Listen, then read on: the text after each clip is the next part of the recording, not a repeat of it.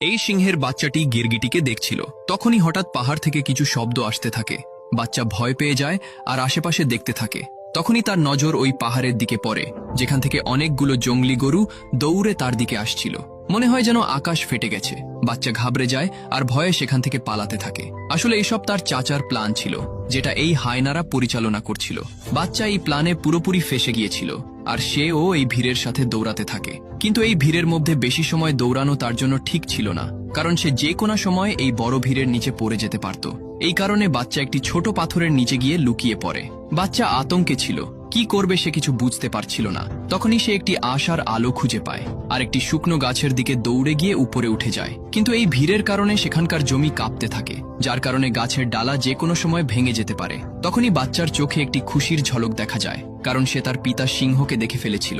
তার পিতা ভিড়ের সাথে তাকে বাঁচাতে আসতেছিল।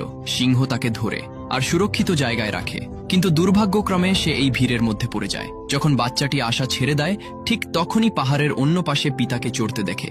বাচ্চা খুশি হয়ে যায়। সিংহ খুবই বাহাদুর ছিল, কিন্তু এই ভাগ দৌড়ের কারণে অনেক চোট লেগেছিল, যার কারণে সে নিজেকে সামলাতে পারে না আর নিচে পড়ে যায়। বাচ্চা চিৎকার করে, তার চিৎকারে চারদিকের পরিবেশ স্তব্ধ হয়ে যায়। বেচারা বাচ্চা তার পিতাকে হারিয়ে ফেলেছে। সে মনে কষ্ট নিয়ে শুধু তার পিতাকে দেখতেছিল। তখনই বাচ্চার চাচা সেখানে চলে আসে।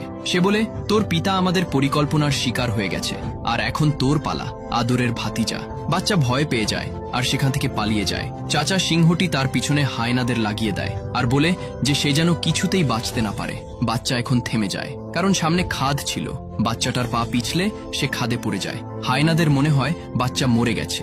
এই কারণে তারা সবাই সেখান থেকে চলে যায়, কারণ এত উঁচু জায়গা থেকে পড়ার পরে বাঁচা প্রায় অসম্ভব ছিল। এখন চাচা সিংহ সবাইকে ধমকে ভয় দেখিয়ে নিজেই জঙ্গলের রাজা হয়ে যায়। সে খুবই নির্মমভাবে তার ভাইয়ের পরিবারকে জঙ্গল থেকে বের করে দেয়। শয়তান সিংহ শুধু তার ভাইয়ের ক্ষমতা দখল করতে চেয়েছিল, যেই কাজে সে সফল হয়ে গিয়েছে। কিন্তু কাহিনী তো এখন মাত্র শুরু হয়েছে, কারণ ওই বাচ্চা সিংহটি তখনও বেঁচে ছিল। চাচা সিংহের আসল রূপ দেখার পর ঘোড়ে ফিরে যাওয়া তার কাছে ঠিক মনে হয়নি।